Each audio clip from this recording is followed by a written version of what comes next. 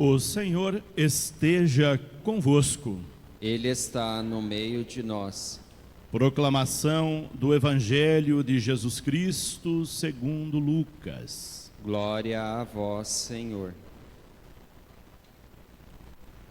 Naquele tempo, disse Jesus aos seus discípulos: Eu vim lançar fogo sobre a terra, e como gostaria que já estivesse aceso. Devo receber um batismo, e como estou ansioso para que isso aconteça. Vós pensais que eu vim trazer a paz sobre a terra? Pelo contrário, eu vos digo, vim trazer divisão. Pois daqui em diante, numa família de 5 pessoas, 3 ficarão divididas contra 2, e 2 contra 3 ficarão divididos. O pai contra o filho, e o filho contra o pai. A mãe contra a filha, e a filha contra a mãe. A sogra contra a nora, e a nora contra a sogra. Palavra da salvação. Glória a vós, Senhor. Hoje nós celebramos o nosso 20º domingo do tempo comum, Dia dos Pais, dia em que nós começamos a Semana da Família, e a liturgia nos traz um evangelho que mostra famílias nada harmônicas, famílias conflituosas, famílias imperfeitas, famílias com contendas. Como está a nossa família? Tem problema? Qual família não tem problema? Se até a família de Nazaré, tida como perfeita, enfrentou tantos problemas, como que a nossa família não teria? Toda família tem problema, mas a família não é problema. Porque uma família que tem Deus é uma família que vence todos os problemas. E a liturgia nos conduz por esse caminho nesse dia de hoje, com leituras contundentes para a nossa reflexão. Quando nós falamos da figura do pai, que hoje nós celebramos, nós lembramos que o pai, ele é referência na vida da família. Ele é um dos pilares que sustenta a família. O pai e a mãe são 2 sustentáculos para a vida da família. Quando essas 2 figuras estão com problemas, esses pilares estão abalados, a probabilidade dos problemas aflorarem na família é muito maior.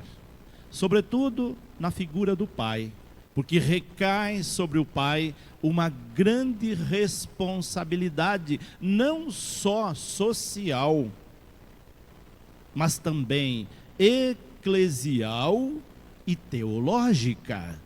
Muita gente não faz ideia. Por que uma responsabilidade teológica? Porque quando nós falamos de Deus, nós falamos que Deus é Pai. E ao dizer que Deus é Pai, a primeira imagem que nós associamos a Deus é a imagem do Pai que nós tivemos, o Pai que nós conhecemos. Ou o pai que nós não conhecemos, porque há muitas pessoas que não conheceram o seu pai. Tudo isso influencia diretamente na imagem que nós temos de Deus. Vocês sabiam que tem gente que tem medo de Deus?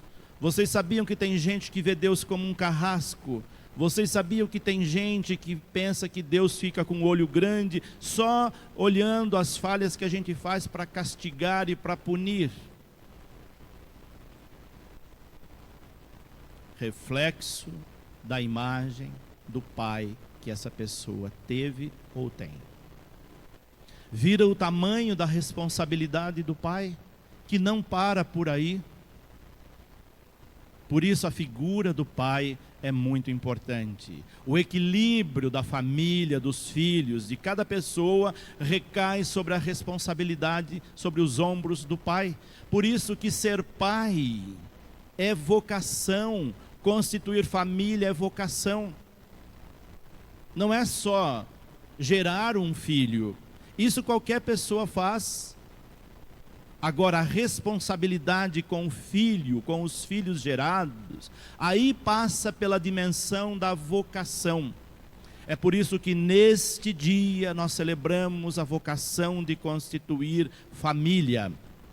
Família só se constitui por vocação, não por pressão, não por obrigatoriedade. A igreja tem consciência disso. E se um casal chegar diante do altar forçado para casar, porque o pai quer que a filha case, ou que o filho case, ou obrigado a casar porque está grávida, esse casamento é tido como nulo, não tem valor sacramental. Por isso uma parte dos casamentos que existem são nulos, não tem valor sacramental, porque não foi casamento por vocação. Para ser sacramento, o casamento precisa ser por vocação e não por pressão. Qualquer pessoa que casou sob pressão, direta ou indireta, esse casamento é nulo, esse sacramento não existiu. Embora muitos continuem juntos, mas não tem o sacramento, mesmo que tenha vindo diante do altar, porque não foi por vocação. Constituir família é vocação. E não é fácil, é um desafio diário. É um desafio diário criar filhos. Aí nós entramos nas leituras de hoje. O que é ser um bom pai? Bom pai é aquele que faz todas as vontades do filho, da filha? Claro que não. Se você quiser criar monstros, faça todas as vontades. Nunca diga não. Nunca coloque limites. E aí você vai ver que filho, que filha você gerou. O não, as chamadas de atenção, os parâmetros precisam ser colocados. Porque se você não colocar em casa esses parâmetros, não disser em casa os nãos, o mundo vai se encarregar de dizer isso para o seu filho, para a sua filha, de um modo muito cruel. Em casa você pode fazer isso com amor, mas aí fora, o mundo não faz isso com amor. E é por isso que nós vemos tantas pessoas desvirtuadas, machucadas, agredidas, descontroladas, porque talvez em casa não teve esses parâmetros. A maior herança que um pai deixa para os seus filhos são os seus ensinamentos, são os seus exemplos. Mais que você dizer coisas para o seu filho, é você ser exemplo de como ser uma pessoa íntegra. Penso que a maioria de vocês adultos lembram dos seus pais, das coisas boas que eles te ensinaram, que ele te ensinou. Nós guardamos do nosso pai esses exemplos. Não é bens materiais que eternizam nossos pais, mas os bens que nós aprendemos que não são contábeis. Esses são bens eternos. Eu lembro do meu pai, das coisas boas que ele ensinou, dos exemplos que ele deu. E eu costumo dizer que eu sou a pessoa que sou hoje, graças aos ensinamentos do meu pai. Não com palavras, porque meu pai não era um homem de muitas palavras. Era um homem simples, do campo. Não tinha escolaridade, não tinha uma retórica, não tinha recursos, mas tinha uma hombridade de dar inveja a qualquer pessoa. Tinha um coração que não cabia no seu peito. Eu costumo lembrar de algumas cenas que ficam na minha memória, e sempre que eu encontro com os meus irmãos, eles lembram muito disso. Nós morávamos na zona rural, e vez por outra aparecia pedintes, pessoas que vinham de longe pedindo esmolas, e às vezes chegavam no final do dia. Meu pai não só dava esmola, mas dava acolhida. Acolhia dentro de casa mendigos que ele não conhecia. Dava a melhor cama que nós tínhamos para alguém que ele não sabia de onde vinha e nem para onde ia. E nós ficávamos imaginando, por que o meu pai acolhe essas pessoas que a gente não sabe nem quem é? Pode ser uma pessoa perigosa. Nunca aconteceu nada, mas eram coisas que nos surpreendia como criança, de ver aquela atitude. Minha mãe nunca deixou ninguém sair da porta de casa sem receber algo para comer. Certa vez, de madrugada, chegou um velhinho perdido, que já não estava com a memória muito boa. Ouvimos os cachorros latir lá fora. Meu pai abre a janela e vê um senhor de barbas brancas, um senhor negro de barbas brancas, já bem velhinho, tremendo de frio, era um mês de junho, e ele recebe dentro de casa aquele senhor. Depois andou léguas para chegar até a cidade e procurar a família daquele senhor que havia se perdido, que não encontrava o caminho de volta, até encontrar a família dele. São exemplos que ficam na nossa vida, de integridade, de honestidade, mas era alguém muito simples. Não precisa ter sabedoria intelectual para você ensinar seus filhos. Você pode ser um exemplo na vida deles. Meu pai era também muito duro, chamava atenção quando precisava. E nós às vezes tínhamos medo dele. Ele nunca levantou a mão para bater num filho. Mas só o seu olhar já nos amedrontava, porque ele chamava atenção da forma que ele nos olhava. E nós dizíamos, isso não está correto. Tínhamos um certo receio dessa maneira dele olhar para nós, repreendendo. E ele foi nos ensinando aquilo que nós encontramos no Evangelho de hoje. Um Deus que não fica passando a mão na nossa cabeça toda hora. É um Deus que, quando é preciso, ele chama atenção, ele dá um puxão de orelha,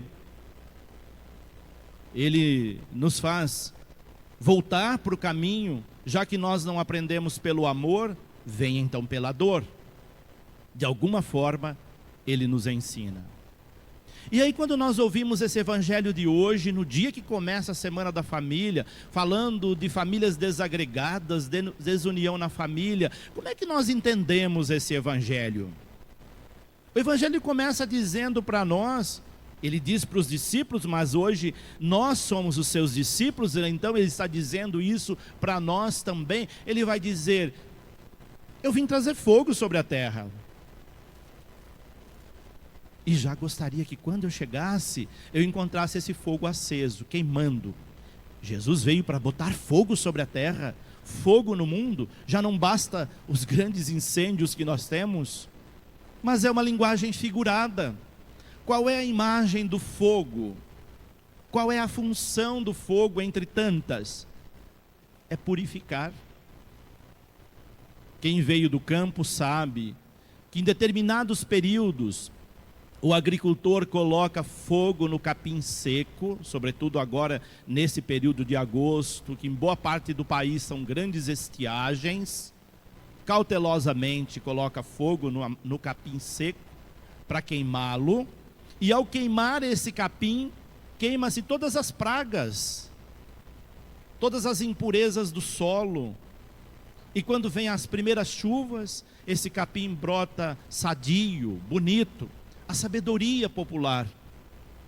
Quando Jesus fala que vem botar fogo sobre a terra, e já gostaria que nós estivéssemos fazendo isso, ele diz: eu vim para eliminar todas as impurezas do mundo, todas as coisas ruins que existem no mundo, e eu gostaria de chegar aí no mundo, encontrassem vocês comprometidos com isso, já queimando, tirando fora todas as impurezas do mundo. Quando um pai chama a atenção, ele está querendo de alguma forma fazer isso também. E depois Jesus vai dizer mais, ele vai falar do batismo. Por que agora Jesus fala do batismo, que está ansioso para receber o batismo, que ele não vê a hora que chega o seu batismo? Porque a sua vida pública começa com o batismo. A sua ação de colocar fogo no mundo, no sentido figurado, de destruir os males do mundo, a sua vida pública, a sua missão vai começar depois do batismo. É o que dá sentido ao nosso batismo. Aí então, por isso Jesus não via a hora que chegava o seu batismo, porque ele via tanta coisa errada no mundo, e ele, para não ser diferente daquilo que ele iria pregar, ele disse: eu quero receber o batismo, estou ansioso para isso, porque depois do batismo começaria então a sua vida pública, a sua missão árdua, profética. O fogo dói quando queima. Às vezes, para nós fazermos alguma coisa boa, é preciso algum ato doloroso também. Ninguém gosta de ser chamado a atenção, de ter sua atenção chamada. Isso é doloroso. Mas sem isso a gente não corrige as imperfeições, as falhas. É preciso detectar o problema para nós podermos solucioná-los. Se a gente finge que não vê o problema continua ali como problema. No entanto, é preciso vê-lo, escancará-lo, saber aqui está o problema e buscar saná-lo. Isso dentro da família, na igreja, na sociedade. Muitos não entendem isso, preferem uma máscara por cima de tudo, fingindo que tudo está bom, quando na verdade não está. Às vezes é apenas uma cortina de fumaça para encobrir certas situações que a gente não quer ver, não quer encarar o problema, e o problema vai persistir por causa disso. É nesse sentido que nós vemos que Jesus vai dizer: vocês pensam que eu vim trazer paz sobre a terra? Pelo contrário, não vim trazer paz, porque a paz de Jesus é fruto da justiça. Quando a gente deseja a paz na missa, esse momento da missa chamado abraço da paz, que foi suprimido pela pandemia, mas que ainda continua na missa esse momento, nós dizemos: a paz de Cristo não é a paz do mundo, não é a paz de cemitério, não é a paz que encobre problemas, mas é a paz fruto da justiça. E para conseguir justiça há problemas, haverá contendas, haverá muitas brigas, incompreensões e até morte. O exemplo maior é o dele. Se ele quisesse fingir diante dos problemas, ele não teria sido morto na cruz. O que aconteceu com Jeremias na primeira leitura? Houve ali uma tentativa de assassinato. É isso, com outras palavras, de alguém que viu injustiças, tentou denunciá-las para ter a paz verdadeira, e foi jogado num poço pelos príncipes, leia-se autoridades, gente de poder, que não queria ser incomodada. Jeremias incomodou, por isso foi jogado na cisterna. A cisterna não tinha água, mas tinha lama, e ele começou a afundar na lama. E aí Deus suscita pessoas que vão pegá-lo pela mão e tirá-lo dessa lama.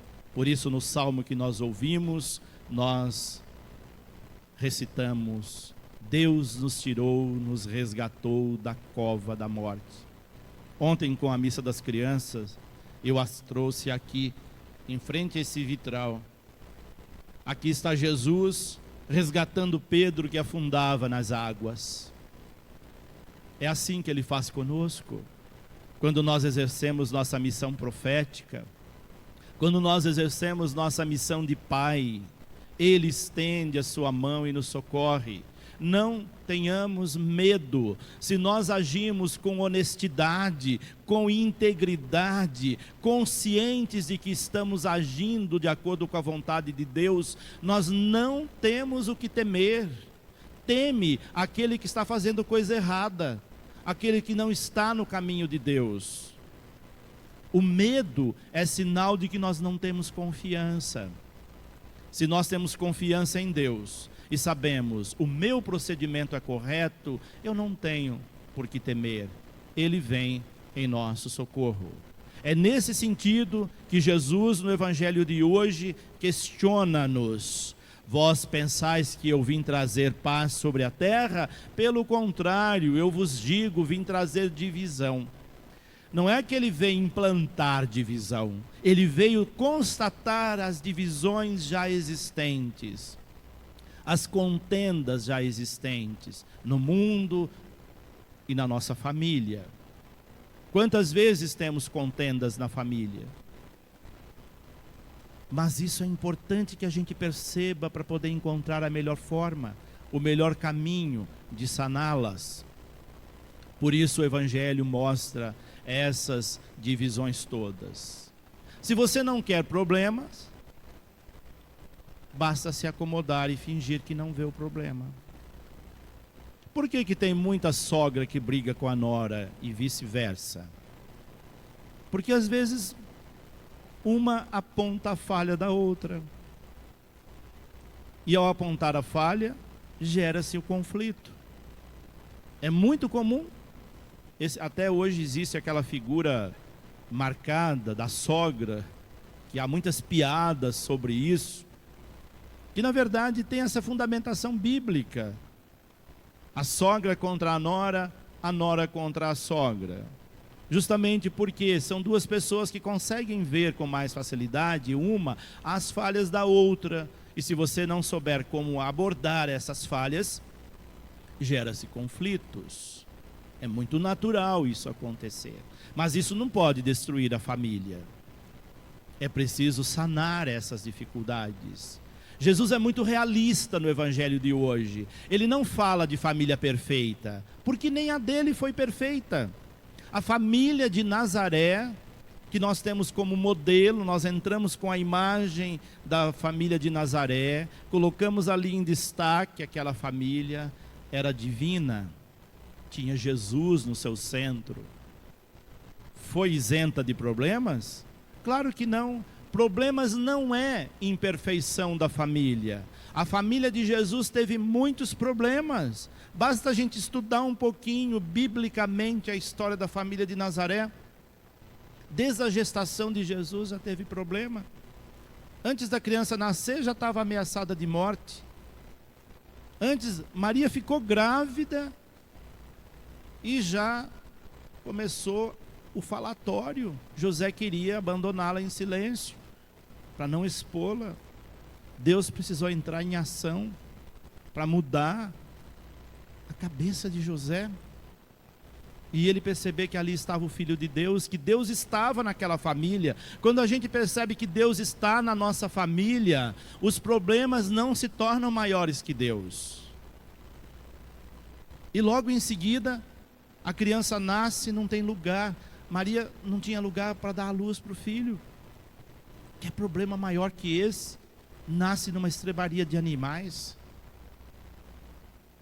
E mal acabou de nascer, Herodes já queria matar. Fez uma chacina com tantas crianças, porque queria encontrar entre aquelas crianças que haviam nascido naqueles períodos, naqueles dias, o menino Jesus.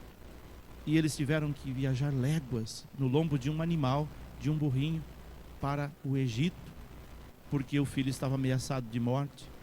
Só voltaram para sua terra depois que Herodes havia morrido. Viram quantos problemas? E aí os problemas continuam, até culminar no maior de todos eles, que é aquele ali. Maria vai estar aos pés da cruz vendo o filho assassinado, barbaramente. Vejam quantos problemas teve a família de Nazaré. E ali estava Deus. Portanto, mesmo que você... Eu já vi muita gente dizer, não sai da igreja, mas a família é cheia de problema. Ué, igreja não é para solucionar o problema da família. Igreja é para você ter a certeza que Deus está na sua família e que Ele está dando condições para você superar todos os problemas. Não que a sua família não vai ter problema porque você está na igreja. Claro que vai continuar tendo problema, mas você vai continuar tendo a força de Maria, a força de José, porque você sabe que Deus está na sua família e você vai vencer todos os problemas, sejam eles quais forem. Isso é importante que a nossa família saiba, porque se nós não soubermos disso, de que vale a nossa fé? De que vale Cristo ter morrido na cruz, como diz a carta aos Hebreus? A carta aos Hebreus que nós ouvimos na segunda leitura diz claramente para nós: nossa vida nesse mundo, nossa vida em família, nossa vida na igreja e na sociedade precisa ter os olhos fixos na cruz, os olhos fixos em Jesus. Quando a gente não desvia os olhos dele, nós temos força para vencer todas as cruzes deste mundo e todas as cruzes que porventura existirem na nossa família. Portanto, não queira uma família perfeita, queira uma família que tenha Deus. Isso basta. Se Deus está na sua família, você tem todos os recursos espirituais para vencer, superar todos os problemas.